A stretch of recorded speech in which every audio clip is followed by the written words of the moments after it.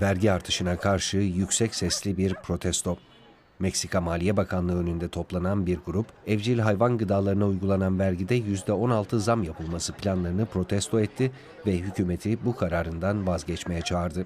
Protestocular bu kararın Meksika'da halihazırda büyük bir sorun olan başıboş hayvanlar meselesini daha da kötüleştireceğini belirtiyor.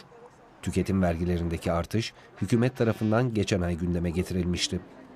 Yapılması planlanan mali reformlar arasında özel okul ücretlerine, emlak satışlarına ve kiralara katma değer vergisi uygulaması da var. Vergi yasasındaki bu değişikliğin Meksika parlamentosu tarafından da onaylanması gerekiyor.